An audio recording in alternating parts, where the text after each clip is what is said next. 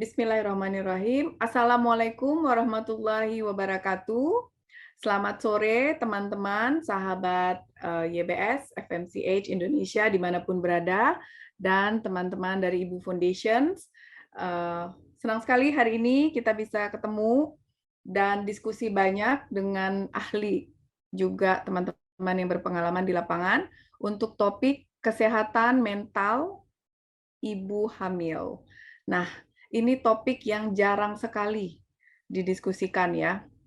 Biasanya kesehatan mental saja atau tentang kesehatan ibu hamil secara umum.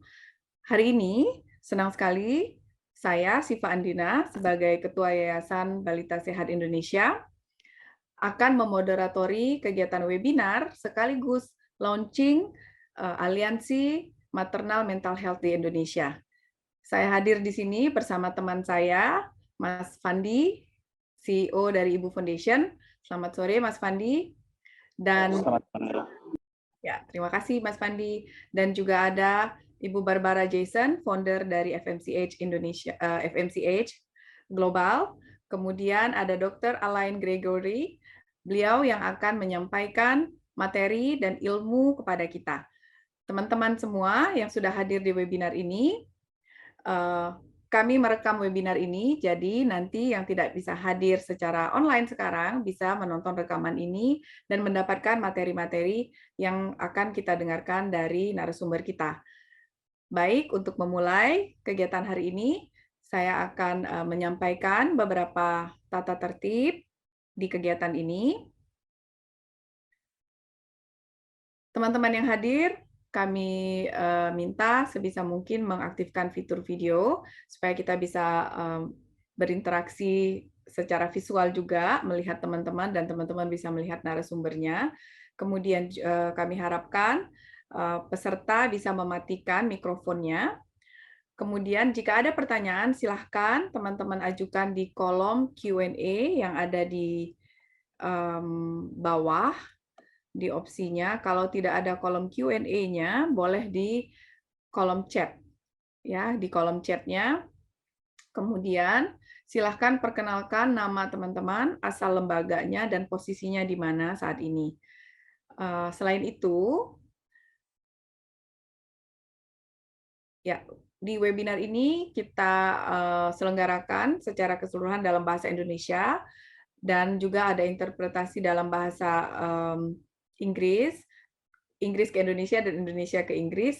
Buat teman-teman bisa melihat di layar Zoom-nya, ada di situ simbol seperti bola dunia, interpretation. Silahkan diklik jika ingin mendengarkan Zoom ini dalam bahasa Indonesia, diklik pilihan bahasa Indonesia.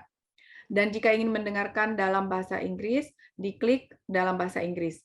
Nah, ketika nanti narasumber menyampaikan, Ibu Barbara dan Alain akan menyampaikan dalam bahasa Inggris, teman-teman yang membutuhkan translasi, silahkan mengklik Indonesia pada interpretation, di simbol interpretation-nya. Ya. Baik, kegiatan ini akan kita awali dengan sambutan dari founder FMCH Global, Barbara Jason. Saya persilahkan untuk menyampaikan sambutannya.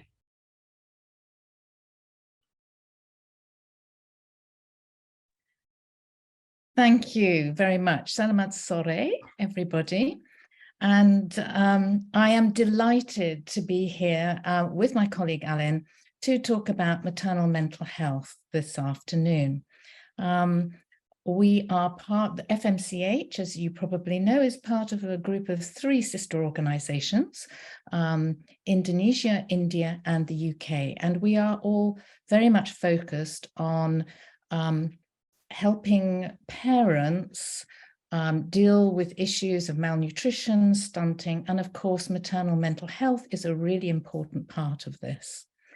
My interest in maternal mental health started many years ago when I was living in Jakarta in about 2003, when we saw, and Aris might remember this, we saw two women living together next door to one another in a kampung in Jakarta. They both had children who were under 1 year of age, and they both brought their children to our health and nutrition classes.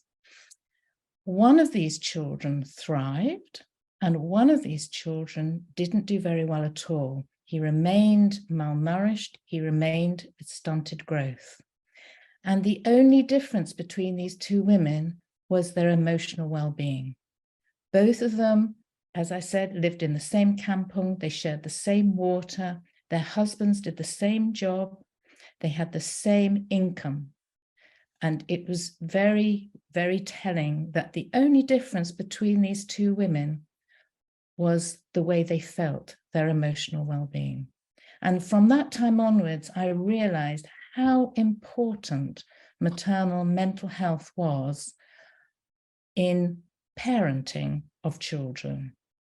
So I'm going to leave it there. We've got a lot to get through. I know Alain has prepared some very, very interesting slides for this morning. So I will hand back to, I don't know, Dina, I hand back to you. Ya, terima kasih banyak Barbara untuk sambutannya dan mengantarkan kita ke diskusi selanjutnya dan materi yang singkat tapi padat. Dan sebelum ke Alain, saya ingin menyampaikan juga, FMCH sangat-sangat berkomitmen untuk kesehatan ibu dan anak, dan bagi kami di tahun ini dan tahun-tahun ke depannya, kita ingin berfokus terutama pada kesehatan mental ibu. Itulah sebabnya kami senang sekali bisa mengadakan webinar ini, sekaligus berdiskusi dengan teman-teman yang hadir, dan bahkan dengan IBU Foundation, kami sepakat untuk membentuk aliansi kesehatan mental di Indonesia, kesehatan mental ibu di Indonesia. Baik, tidak berpanjang-panjang, mari kita dengar materi yang akan disampaikan oleh Alain Gregoire. Beliau merupakan chair dari Maternal Mental Health Alliance secara global. Beliau juga merupakan honorary senior lecturer di University of Southampton di UK, dan sangat ahli dalam hal perinatal psychiatric. Waktu dan tempat saya persilahkan untuk Alain menyampaikan materinya.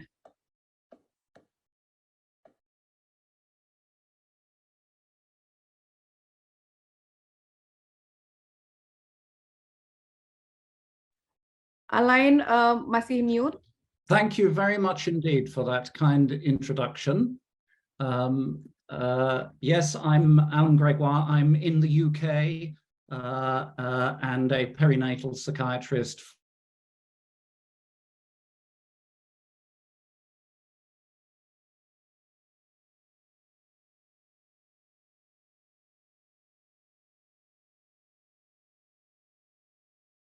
Brought up in Morocco, so I feel quite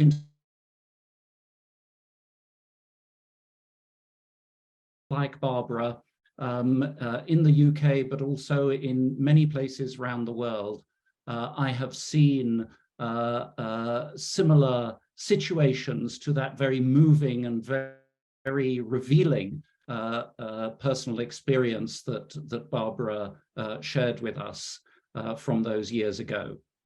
And I will share with you some of the science behind the very story that Barbara has just told us with you, and what the science reveals about some of the solutions to the challenges that we face and that women and babies and families all over the world are facing, and how we can maybe approach that.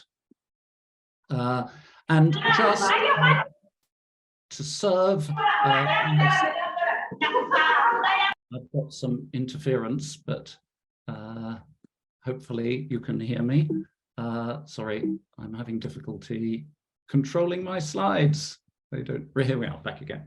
Okay, so round the world, as you can see from this slide, we are talking about millions and millions of women suffering from mental health problems at what you will see is a particularly important time in their lives, not only their lives though, but also in the lives of their children, families more widely. And actually, when you see the scale of what the science is telling us about the importance of these issues, for a critical importance for the whole of society, not just now, but for the future. And indeed, we now have scientific evidence that mental health difficulties around this time of pregnancy and the first couple of years after birth is critical for several generations. We now know that there are effects on the next generation and indeed the generation after that. So this is critically important, and I hope you will see that if we invest in meeting some of these challenges, alleviating some of this human suffering, we can indeed reduce difficulties for individuals and for society in the future in a way that is economically valuable, as well as reducing human suffering. And just to return to that for a second, I believe that the birth rate in Indonesia is in the order of about 5.5 million births every year, maybe slightly more than that.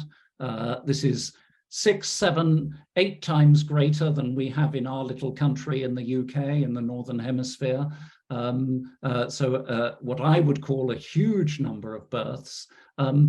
We know from the very good, well-established scientific data now that you will have at least, at a minimum, 55,000 women suffering from very, very severe illness, psychosis, immediately after having a baby. Completely predictable figures, these, and about half of those women it will be possible to predict, and this is unknown in psychiatric practice, and indeed very rare in medicine generally. You'll be able to predict which women are going to suffer this very severe illness and a date when it's going to happen. This is unheard of in most of medicine. If this was heart disease or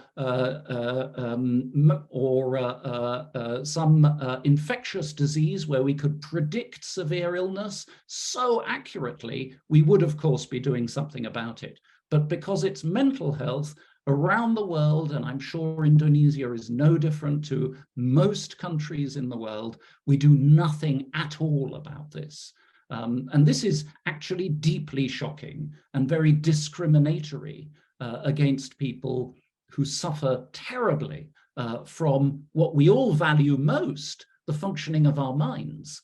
You know, this is what makes us the individuals we are. This is what makes our population a success. It's our brains. It's not our heart function. It's not our liver function. And yet, when it comes to investing in people who are suffering terribly in their brains, we do very little or nothing at all about it. So this, to me, is deeply shocking and very discriminatory. So 55,000 women minimum with the most severe illnesses, with very high rates of suicide, of ending their lives when their children are at their youngest and most vulnerable. But in addition to that, you have over 1 million women suffering from the most common mental health problems, like depression and anxiety. And when we say common mental health problems, we do not mean trivial, not important mental health problems. These, by definition, are disabling. And just as Barbara outlined, we now know that these have effects on the child as well as on the mother and the rest of the family. And these are not small, trivial effects. These are serious, ongoing effects. They're not inevitable.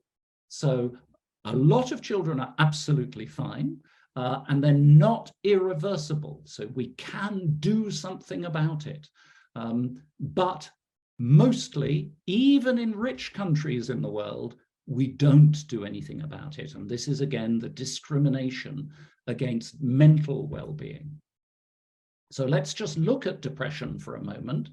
And you can see when we think about maternity generally, and of course, when we think about healthcare everywhere in the world, including in the lowest income countries in the world, very top of the list of what is important in healthcare is maternity, because maternity is the time when A, you can access 50% of the population, women, but also when you can access 100% of the population, the future population of babies, at a time when it is most important for their health. Throughout the whole of life, the most important time for our health is in pregnancy and the first 2 years of life. That is when how long we live is defined. That is how healthy we are is defined. We now know this from science.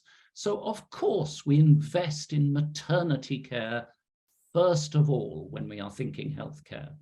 But maternity care tradition, by tradition, means physical health. But we know that if we are thinking the most important, the most common, the most disabling complications of maternity in terms of health, it is actually mental health problems that are the most disabling, the most deadly. And if you look, for example, at this data here, you can see high-income countries in the pale blue, you can see African countries in the dark blue, and you can see South Asian countries in the green. You can see very easily from this graph that the most common health problems are mental health, depression, by far, by a long, long way. It's not a small increase compared to other problems. It's a huge difference. But where is the money spent? Where does the effort go? It goes into physical healthcare in maternity. And we must change this all over the world. And the World Health Organization, and indeed the World Bank and many other international institutions are all very clear that we must act on this, and we must use the scientific knowledge that we have actually for the first time. We are the first generation to know these facts, and we must do something about it. And this is just to illustrate, so the previous slide was just depression in general, and this is the most severe illnesses, postpartum psychosis. And you remember I said 255,000 women. Well, here is the data. This is actually UK data, but this, we know this from all over the world now, high and low income countries, the rates are pretty much the same. This is the highest time of risk in any human being for becoming psychotic, and it's in the first few weeks after having a baby. And this applies in high-income countries and in low-income countries. There is no time in humans when you are such a high risk of becoming very, very seriously mentally ill as in those first few weeks after having a baby.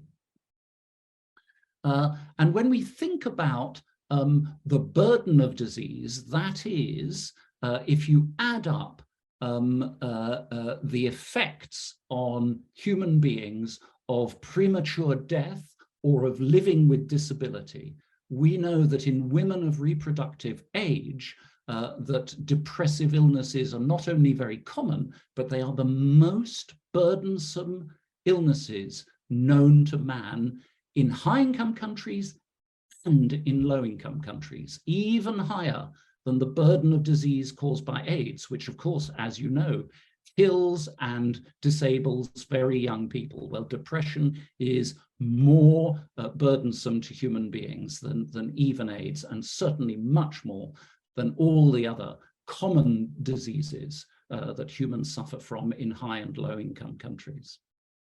I'm going to skip this slide, I apologize.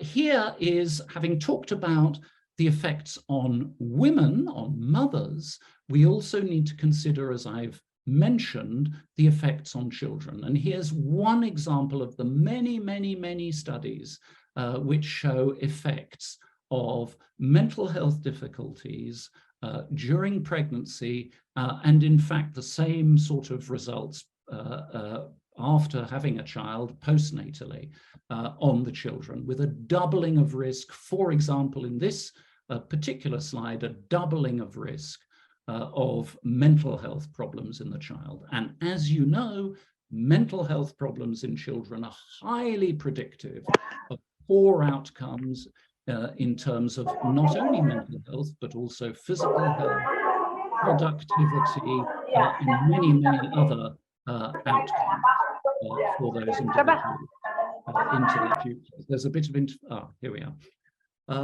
And here's another example, this study done in the UK, so a high-income country, and I'll show you some more data from low and middle-income countries in a second, showing that of all the children who are found to be depressed at the age of 16, all of them had mothers who were depressed at some point in their lives, but mainly during the pregnancy. So this is to make the point that psychological well-being in pregnancy is critically important to the future development of children. And I repeat, of course, most children are fine, are unaffected, but statistically the increase in difficulties for the children who are affected is dramatic.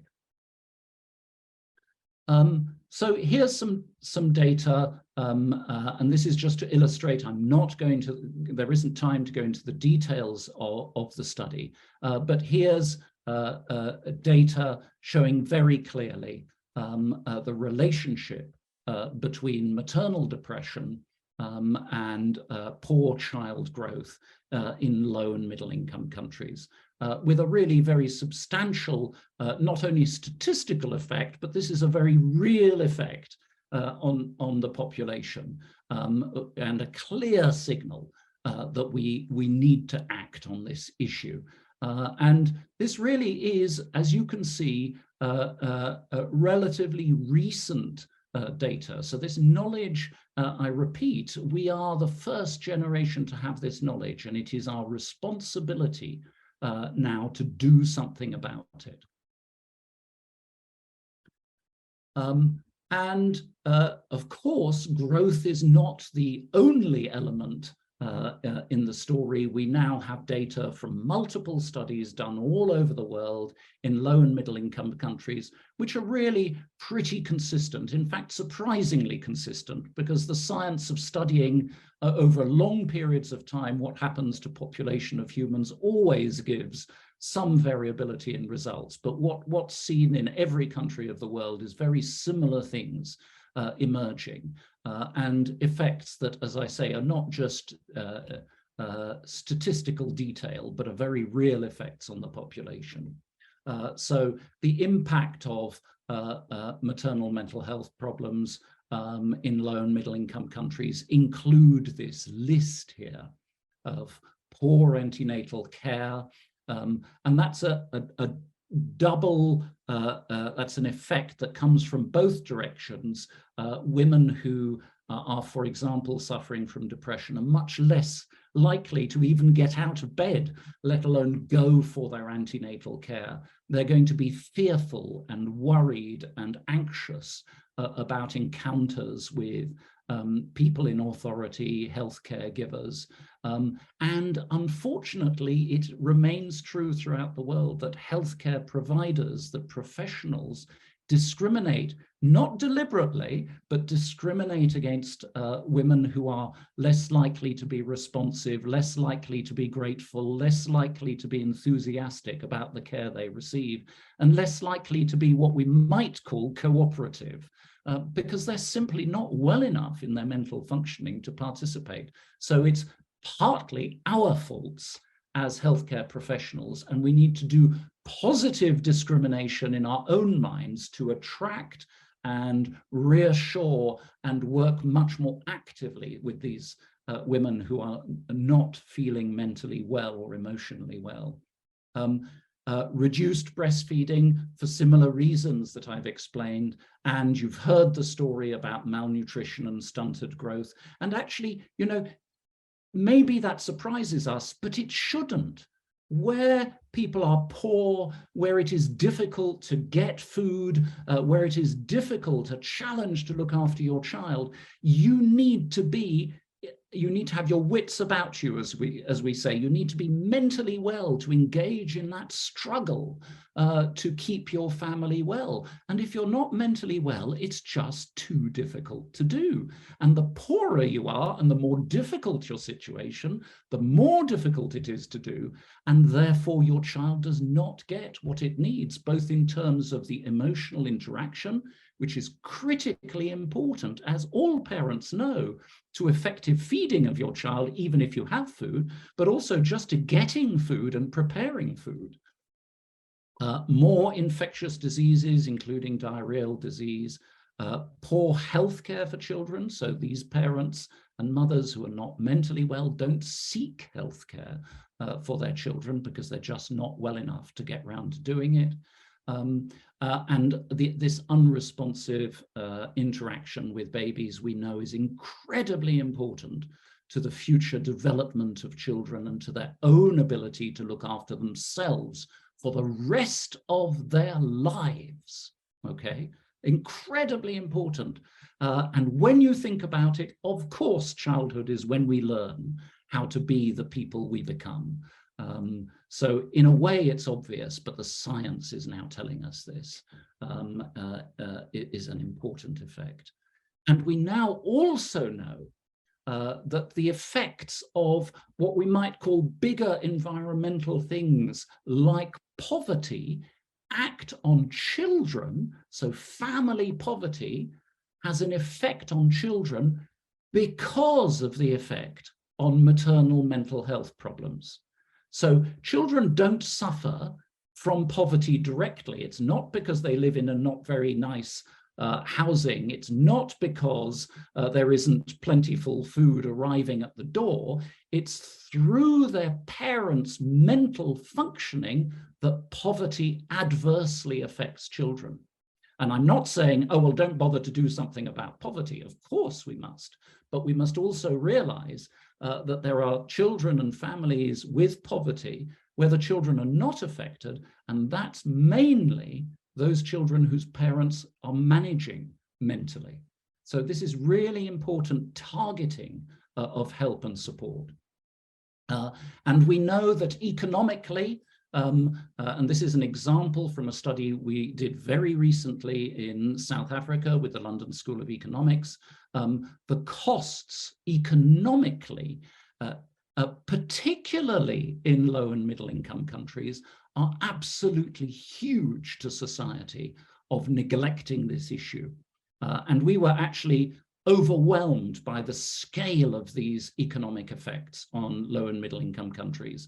And we are now replicating this study in other low and middle income countries across the world. But it looks like the economic effects of mental health problems at this time are even greater in low and middle income countries than in high income countries. We were surprised. The effects are economically huge.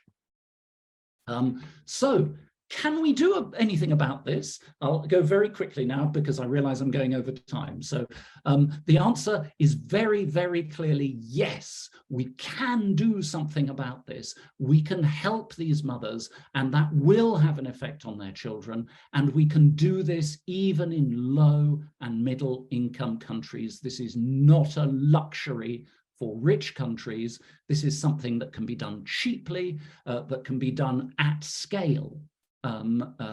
With large numbers. And this is, for example, a study that took all the different elements of all the different research studies that have been done in low and middle income countries and showed an overall effect consistently across different countries, different studies. And some of these interventions are really simple. So one of the bits of research that's going on at the moment, done in both high-income countries and low-income countries, and we have things to learn from each other in both directions. Simple, cheap interventions like bringing mothers together to sing, to dance, that communal human activity. We should not underestimate the effects of our brains, of relationships. relationships are fundamental to us social animals. And if we can engage people in relationships, in mutually supportive relationships, this can help mental health, and this can help the development of their children. It's really extraordinary. And other things that can be done by politicians at a government level, like in Vietnam, here's an example of laws to reduce domestic violence, laws against domestic violence and impacting on poverty reduces the level of depression in women. So at every level, there are things we can do, and there's plenty of guidance, plenty of advice out there, but most countries don't even have policies. Now, in Indonesia, as far as I understand it, you do at least have policies for what to do, but the next step is actually to do something and to take action. We have learned in the UK that by bringing together organizations who care about mothers and babies and this time of people's lives and about the future of humanity, bringing together these organizations has an extraordinary power to open doors of people who can make decisions, of people who have hold of the purse strings, of the money, people who can change action, translate policy into action. I have learned from huge success in the UK in getting huge investment into this area that bringing organizations together makes an enormous and rapid difference. And therefore, I've been involved in bringing together organizations internationally and supporting the development of alliances all over the world. And the Global Alliance that I represent is there primarily to improve things for mothers, babies, and families all over the world. But we do that by not telling countries what to do, but encouraging countries and supporting countries to find their own solutions by coming together and creating alliances. And the way to do that is first to come together and then amongst you agree what your objectives and your priorities are. I'm skipping through these slides now, but you can come back to them. And I'm told that my colleagues in Indonesia will translate them if you want to have them in Indonesian to look at them in your own time. To start in a small way, developing services, developing expertise, developing models of care that work for your country, and to demand change at a big scale, one step after the other, as quickly as possible, because women and babies are suffering now, and we are building up problems for the future. And in the UK, you can see, just to say, red is bad, green is good. In 9 years, we changed the availability of care in the UK dramatically from what was an embarrassment in 2013 for a high income, the 5th richest country in the world, and women could not get the care they needed for mental health problems at this time. In 9 years, investment, commitment, rapid change, and that was because this alliance of organizations came together. And we now have alliances all over the world, people and organizations coming together and starting to see change. We are seeing, I now have examples in several countries of governments investing in this as a result of the action, the concerted and united action of organizations within alliances. And I will end by urging you and, well, congratulating you on your plans to create a fantastic Indonesian alliance, let it go from strength to strength. And to quote the words of a very, very great international anthropologist, Margaret Mead, never doubt that a small group of thoughtful, concerned citizens can change the world. Indeed, it is the only thing that ever has. And I'm saying to you, you can change the world. You can at least change Indonesia, but you are ahead of most low and middle income countries. So your example will change the world for women, babies, and families all over low and middle income countries across the globe. Thank you very much. Terima kasih banyak Dr. Alain. Sungguh, kepala saya berpikir dalam bahasa Inggris dan saya harus bicara bahasa Indonesia, jadi saya minta maaf. Informasinya sangat-sangat membuka mata betapa pentingnya topik kesehatan mental bagi ibu. Tadi ada beberapa hal yang saya catat. Investasi terbesar untuk kesehatan ibu itu justru sebenarnya lebih banyak untuk kesehatan fisik. Padahal komplikasi kesehatan, tadi disampaikan datanya, itu yang terbesar justru komplikasi kesehatan pada ibu, yang terbesar justru kesehatan mental, menyebabkan depresi itu tadi angkanya persentasenya sangat tinggi.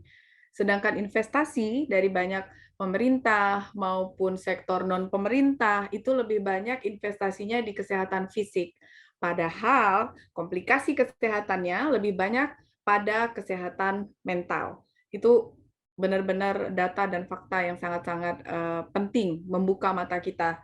Dan tadi juga disampaikan bahwa kaitannya dengan perkembangan anak, child development, growth and development, kondisi mental ibu terutama ya dan orang tua secara umum sangat banyak sekali pengaruhnya pada perkembangan anak.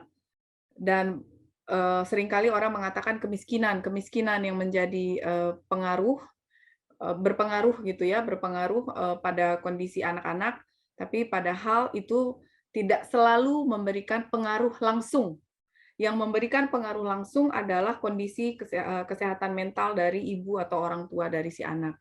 Nah, sangat-sangat membuka mata informasi yang tadi disampaikan, dan ada banyak contoh intervensi ketika dilakukan dengan benar, bahkan sejak masa kehamilan tadi ya, itu bisa berpengaruh pada kondisi ibu, bahkan pada kondisi anak. Dan kondisi kesehatan mental ini tidak hanya berpengaruh pada anak saat masih bersama dengan ibunya, tapi itu juga punya efek jangka panjang dan bisa menjadi siklus yang berulang gitu ya. Ketika si anak kemudian menjadi orang tua, dia bisa saja juga mengalami permasalahan mental dan akan berpengaruh kepada generasi selanjutnya. Dan terima kasih banyak sudah diingatkan, kita berada pada momentum generasi yang sadar akan data-data dan fakta ini. Apa yang kita lakukan? Nah, itu pertanyaannya nih. Apa yang bisa kita lakukan? Oleh karena itu, kami di FMCH Indonesia, Yayasan Balita Sehat Indonesia, dan bersama rekan saya dari IBU Foundation, sepakat kita harus ada nih aliansi di Indonesia untuk lebih menyuarakan lagi kondisi kesehatan mental di Indonesia. Sesi berikutnya dari webinar ini saya akan diskusi dengan Mas Fandy dari IBU Foundation yang sudah banyak melakukan hal-hal di lapangan, di garis terdepan untuk membantu anak-anak, juga ibu dan orang tua mereka menghadapi masalah-masalah yang mungkin sebagian besarnya juga terkait dengan kondisi kesehatan mental mereka. Mas Fandy, tolong dong di-share informasinya. Apa aja sih sebenarnya sudah dilakukan oleh Yayasan IBU Foundation, dan setahu Mas Fandy, gimana sih petanya kesehatan mental ibu di Indonesia ini seperti apa? Kita punya nggak sih Mas data-datanya? Tadi kata Alain ada kayaknya policy-nya. Kok tapi aku ingat-ingat policy-nya yang mana ya yang spesifik kesehatan mental ibu gitu ya? Kayaknya kesehatan secara umum ada, pasti ada. Guidance sampai operasional di lapangan ada, tapi kesehatan mental itu ada nggak sih? Mas Fandy dan teman-temannya di IBU Foundation ini banyak banget pengalaman terkait ini. Silakan Mas, share ke kita. Ya, terima kasih Mbak Syifa. Izin untuk share screen ya? Boleh. Atau bantu ya sama operator ya? Silakan. Dibantu sama tim kita. Boleh. Mungkin saya nanti akan berbicara in English ya, Mbak Syifa ya, sesuai di slideshow-nya. Ya, ada translasi. Saya sambil nunggu PowerPoint-nya tayang. Teman-teman yang sudah hadir, terima kasih banyak. Silahkan perkenalan. nama, lembaga, atau posisi bekerjanya saat ini, dan lokasinya teman-teman di mana. Kita mau tahu nih seluruh Indonesia ikutan atau enggak. Dan juga kalau ada pertanyaan boleh di chat box-nya. Atau kalau muncul di layar teman-teman Q&A box, silahkan di situ. Pertanyaan buat Alain, Barbara, ataupun Mas Fandy. Silahkan. Baik, terima kasih Mbak Siva kesempatannya. Hello everyone, hello Alain, Barbara, and Mbak Siva. Glad to meet you all. Thank you for the time and opportunity given to me. I want to introduce myself first. My name is Muhammad Fandy Sarjono. You can call me Fandy. Currently, I work at IBU Foundation as, Chief Executive Officer. And then on this occasion, I will share a bit about IBU Foundation experiences in conducting humanitarian and development programs at MHPSS, or mental health and psychosocial support related to maternal in Indonesia. Next. Okay, first of all, let me introduce IBU Foundation. IBU Foundation is one of the NGO in Indonesia that focus on the health of children, adolescents, and also mothers through humanitarian and development program. IBU Foundation established when a group of volunteers responding to Aceh and Nias earthquake and tsunami disaster on December 26, 2004, and since 2005, IBU registered as a legal NGO, and it is reformed in 2011, legally registered as Yayasan Indonesia Badra Utama, or IBU, to implement humanitarian and development program in Indonesia. You know, IBU in Indonesia is mean mothers. Since its establishment, IBU has reached more than 100,000 children and mothers, work at 42 districts in Indonesia.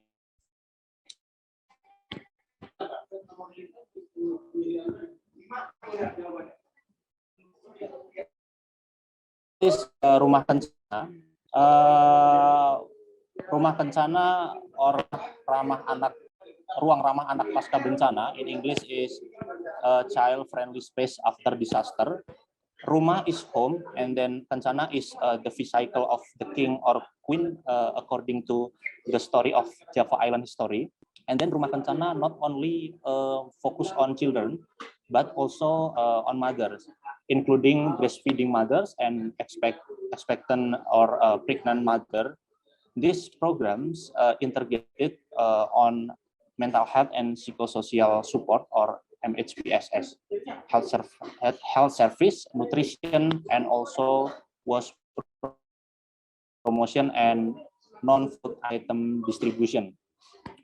Why rumah kencana is necessary?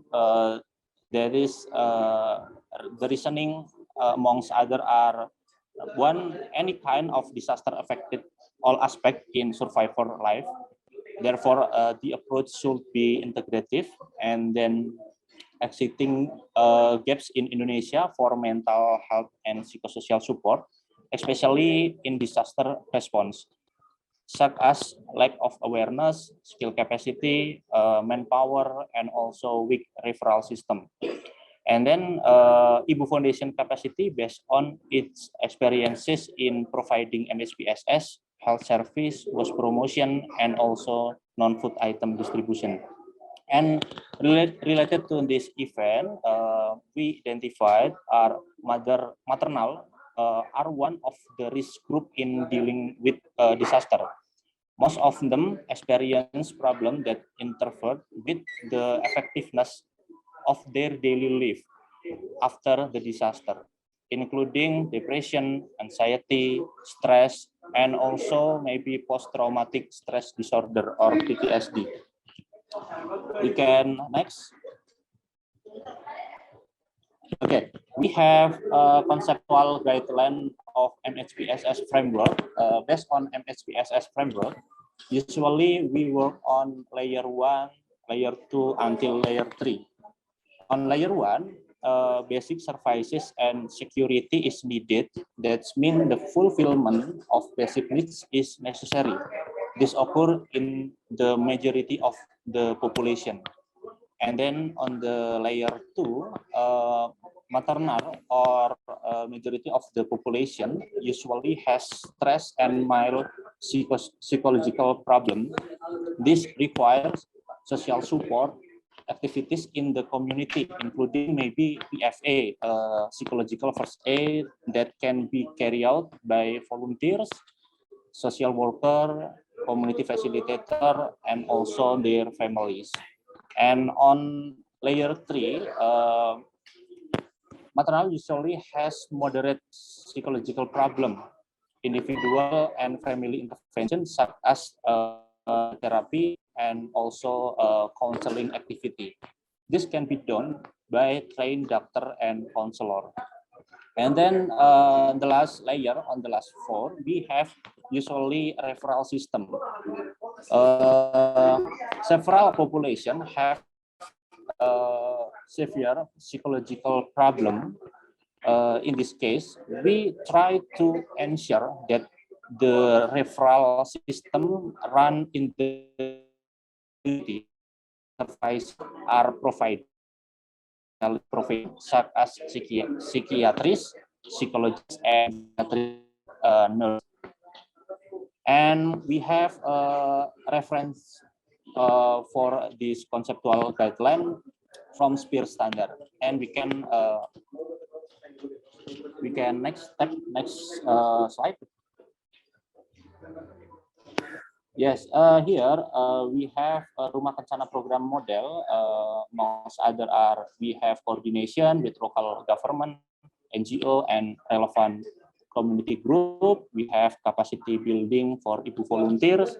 We have collaboration with medical volunteers and also psychologist association. And we have non-food item identification. And also we have cascading capacity building for local volunteers, including health worker, teacher, and also youth. And the most important on this point is providing services on regular basis during the response, such as MHPSS activity for children and also parents, including mothers. And we have WASH promotion, nutrition, including supplementary feedings, and we have mobile clinic and also non-food item distribution. And we also have a referral system that is existing skill in primary health center and community. All of this point contributed to improve psychological condition and health status amongst children and parents, including mother. But basically, IBU Foundation encourage local involvement in all activities, including identifying local resources, and IBU Foundation using capacity to connect beneficiaries, including mother, to aid provider. That's it. Next.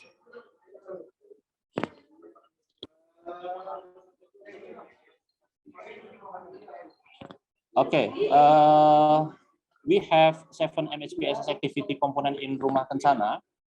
Amongst other are we have building sense of security within the group. We have understanding the cause of natural disaster or COVID-19 pandemic. We have exploring psychological change or stress symptom after disaster, and we have building the sense of self-capability, including relaxation, and then body awareness through body movement integrative approach. And we have also building awareness on health food, including providing supplementary feeding during activity. And we have building awareness for protection from violence. And also the last component is building sense of autonomy or personal and environmental hygiene practices. Yes, you know, in each activity on 7 components, usually children and mothers receive MHPSS services simultaneously to build a good relationship, while expectant and breastfeeding mothers will separately. Rumah kencana is, we can say, rumah kencana is an approach, so it is very flexible to use according to the local cultural context, because we do it in community base. That's it, and we can next.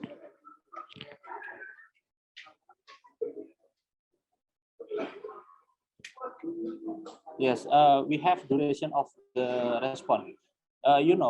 We have limited duration of the response, and then the duration depend on the scale of disaster, the impact of the affected community, and capacity of local government, and then capacity in IBU Foundation, including financial and also manpower.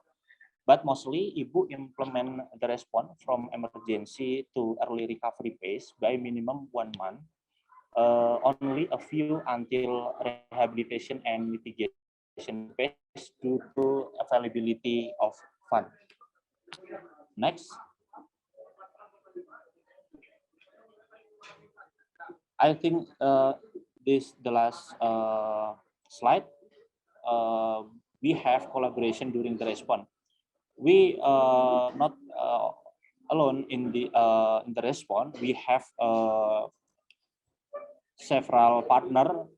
Amongst other we have volunteer network, including student organization, and then also youth local community in disaster area, etc. And then we have psychologists association collaboration, including with the university, and then we have local government and its institution collaboration, and we have collaborate with the other local NGO who have similar vision and mission, and also international NGOs such as Save the Children, Plan International, UNICEF, Caritas, Child Fund Indonesia, etc. Next. Yeah, thank you. I think that's all from me. We are very open to learning from each other, especially we will learn together, study together regarding maternal mental health, especially in non-disaster situation. Maybe, hopefully it can be useful. Thank you all. Terima kasih banyak Mas Fandy sharingnya. Dari sini kita belajar ternyata memang teman-teman IBU Foundation sudah banyak melakukan kegiatan berfokus untuk kesehatan mental, tidak hanya pada ibu, tapi juga pada anak, khususnya pasca situasi darurat, bencana, ya. Dan ini menjadi suatu modality untuk kita membentuk aliansi di Indonesia, karena teman-teman IBU Foundation sangat berpengalaman untuk merespon kebencanaan, sedangkan kami di FMCH Indonesia kurang pengalamannya, atau bahkan kita tidak punya pengalaman sama sekali untuk situasi kebencanaan, tapi kita banyak melakukan program-program di situasi normal, tanpa bencana gitu. Namun kami perlu akui juga selama ini konsentrasi atau fokus dari intervensi yang kita lakukan di yayasan juga masih banyak untuk kesehatan fisik. Nah, masih sedikit sekali yang kita lakukan terkait dengan kesehatan mental. Baru-baru ini teman di yayasan sudah mengembangkan modul untuk pelatihan kelas ibu hamil yang memasukkan materi tentang kesehatan mental. Nah, teman-teman yang ada di webinar ini, peserta webinar, apakah ada pertanyaan mungkin untuk Alain atau untuk Barbara dan Mas Fandy terkait topik kita hari ini? Silahkan, jika ada yang ingin bertanya, boleh langsung open mic, menyampaikan pertanyaan.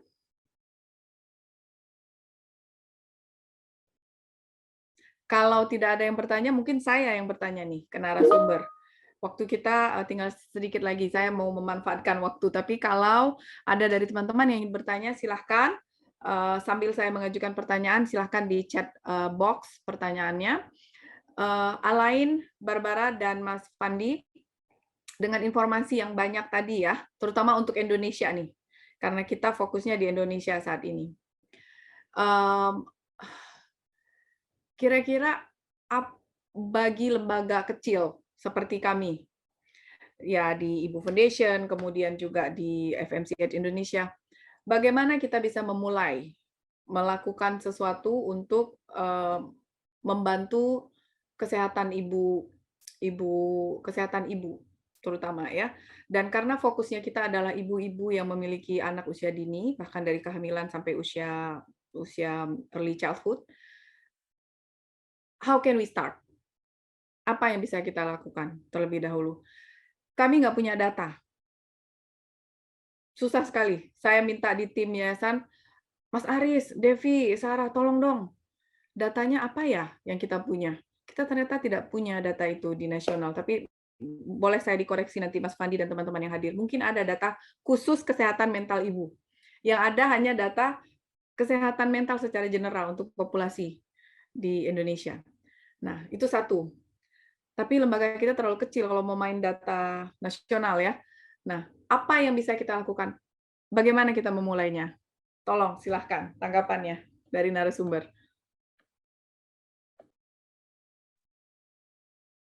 Alain, silahkan. Yeah. Alain.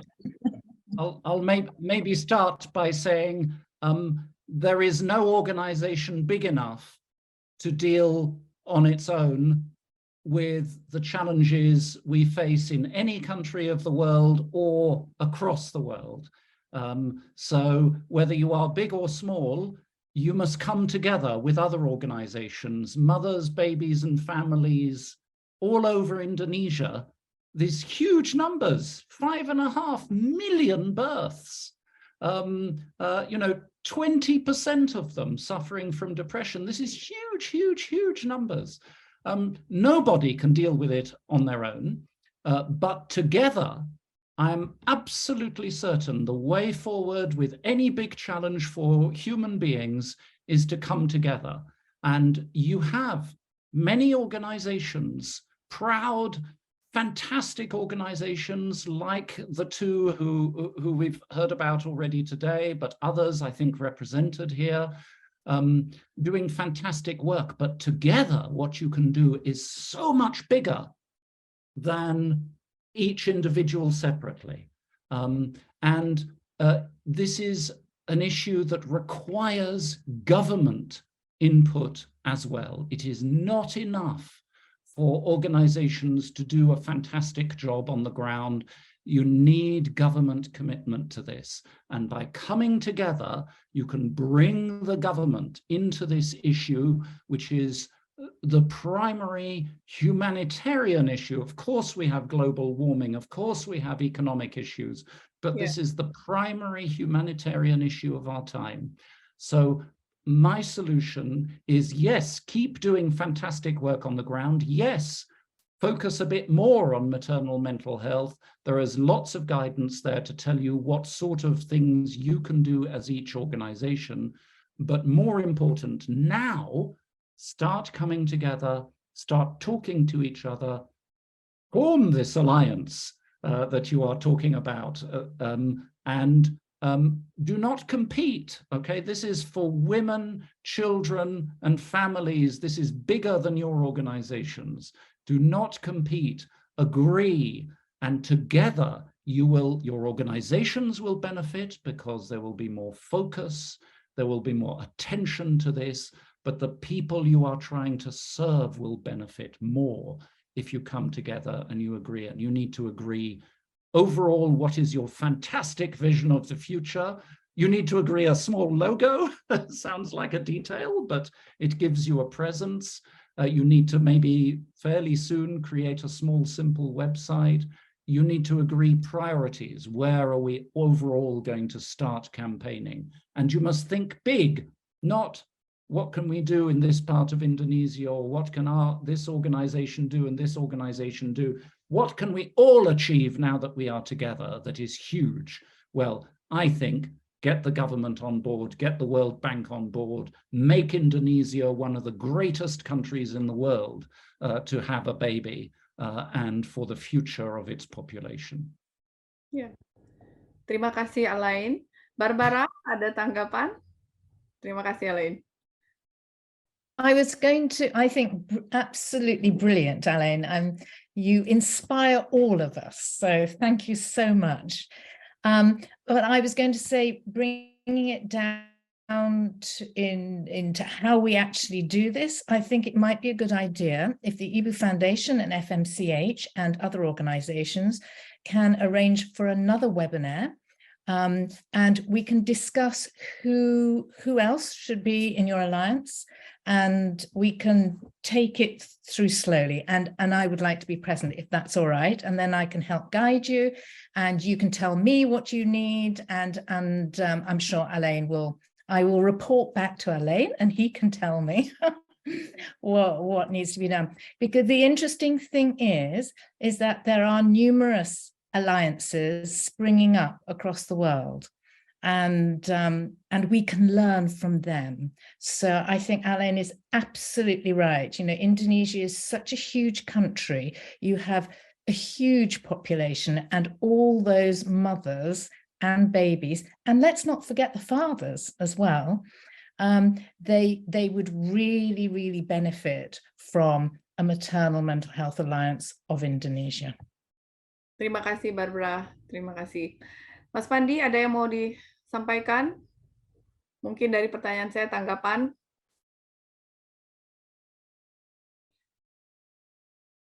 Oh, Mas Fandy nggak...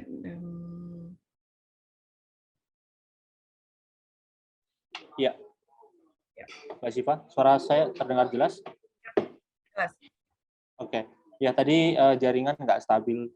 Ya saya rasa ini ya Mbak Siva ya, ini awal yang bagus untuk memulai apa yang untuk merespon tadi ya. Ternyata memang banyak sekali masalah kesehatan mental ibu dan juga anak di dunia, bahkan walaupun sampai saat ini juga kita belum punya data spesifik ya terkait dengan kesehatan ibu di Indonesia. Nah ini juga nampaknya kita perlu juga memperluas aliansi ini, juga kita mendorong organisasi-organisasi lain, bahkan juga mungkin pemerintah juga untuk aware ya. Jadi saya pikir yang pertama bisa dilakukan adalah peningkatan awareness-nya dulu mungkin ya gitu, bahwa ini penting loh, seperti itu. Dan harapannya memang setelah ini komunikasi, kerjasama dan juga kolaborasinya juga semakin kuat sehingga kita bisa ngebentuk aliansi maternal mental health yang bagus gitu ya di Indonesia. Begitu Mbak Siva tanggapan dari saya. Terima kasih. Ya, terima kasih banyak Mas Fandy, Barbara, dan benar sekali ini webinar masih langkah awal karena sebelumnya kita baru diskusi bilateral antara Mas Fandy, teman-teman Ibu dan FMCH Indonesia ya. Itu ada tanggapan juga saya lihat di chat box dari Ibu Levina Ardia tentang data kesehatan mental ibu. Memang belum ada di Riskesdas, tapi ada data yang bisa dijadikan data awal gitu ya untuk mengindikasi kondisi kesehatan mental secara keseluruhan di rumah tangga. Nah, ini langkah awal webinar ini, sekaligus kita melaunching ya Mas Fandy ya, ini FMCH dan IBU Foundation akan kerjasama bareng, kita memperluas lagi informasi yang kita pelajari hari ini dari Alain dan Barbara. Kita akan berjejaring lagi, kita akan diskusi lagi dengan teman-teman di organisasi mitra-mitra kita yang punya fokus ketertarikan khususnya tentang kesehatan mental ibu. Buat kami di FMCH, ini menjadi isu utama yang kita akan fokuskan dalam beberapa tahun ke depan, karena selama ini kita banyak di kesehatan fisik, tapi kurang sekali di kesehatan mental ibu khususnya, dan senang sekali hari ini founder kami, Barbara, bisa ikut di webinar dan inisiasi awal untuk launching aliansi kesehatan mental ibu di Indonesia. Juga ada founder dari IBU Foundation, Ibu Rika Setiati di sini, dan Alain sebagai chair dari aliansi kesehatan mental secara global. Nah, ini merupakan launching sekaligus juga penanda bahwa yuk kita mulai sebarkan informasi tentang pentingnya kesehatan mental. Tadi Alain menyampaikan satu statement yang penting sekali menurut saya. Isu utama dalam kondisi humanitarian atau krisis kemanusiaan saat ini justru sebenarnya adalah kondisi kesehatan mental ibu. Ya, banyak masalah-masalah lain yang kita hadapi, perubahan iklim, bencana, peperangan, dan segala macamnya, tapi bahkan di kondisi yang tidak mengalami perubahan iklim, yang belum merasakan dampaknya, atau pada konteks apapun, isu yang dihadapi sama, maternal mental health, kondisi kesehatan mental ibu. Pada konteks apapun, konteks normal, konteks disaster, emergency response, ini masalah utama yang kita hadapi di krisis kemanusiaan saat ini. Baik, teman-teman, ini momennya kita meluncing aliansi ini. Tidak ada seremonial apapun yang bisa dilakukan, jadi mungkin tepuk tangan ya, tepuk tangan saja bahwa kita sudah sepakat untuk adanya aliansi nasional di Indonesia yang tentu akan terus berkoordinasi dengan aliansi global dan ya akan ada serial webinar berikutnya dengan peserta yang mungkin lebih banyak dan anggota-anggota baru di aliansi kita ini.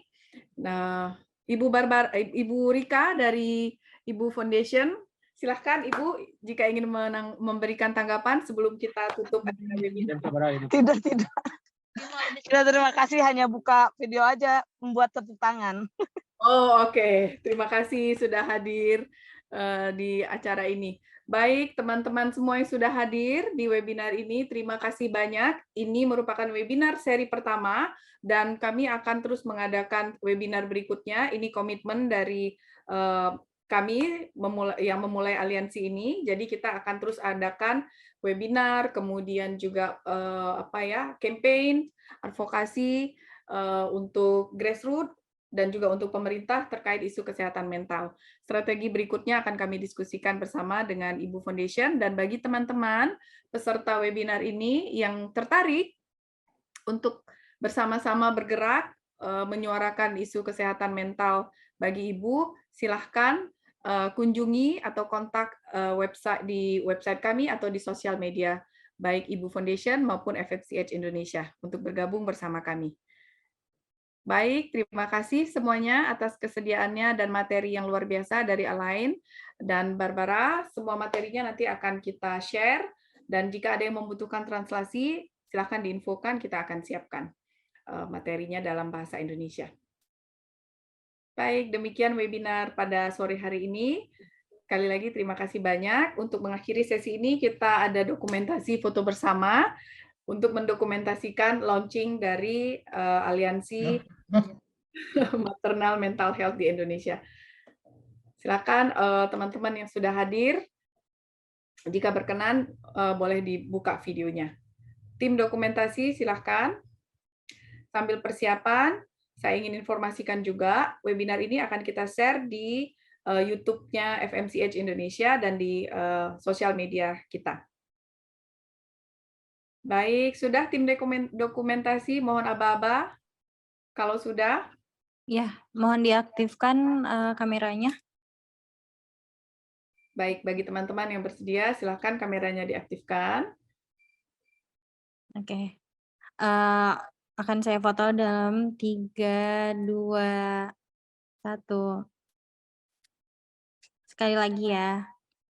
3, 2, 1. Cukup. Baik, terima kasih. Boleh teman-teman Ibu dan teman-teman FMCH Indonesia silakan di chat box untuk kontak person atau kontak detailnya di-sharekan di chat box. Jadi ada peserta yang ingin bertanya lebih lanjut bisa mengontak tersebut. Sebelum kita tutup acara webinar sore ini. Baik, terima kasih banyak Alain dan Barbara. Oke, terima kasih banyak. Koordinasi lebih lanjut nantinya kita akan Terima kasih ya, banyak. Terima kasih Mas Fandy, teman-teman Ibu, Bu Rika, Alain, Bu Barbara, terima Mas kasih Dani, semua. Thank you. Julie. Terima kasih semuanya. Thank you. Nice to meet you all. Bye. Thank And you. nice to meet you as well. Congratulations. Yes, congratulations. Very Nice good. to meet you, Alain and Barbara. Bye. Right. See you. Right. Lovely. Bye-bye. Bye. Bye.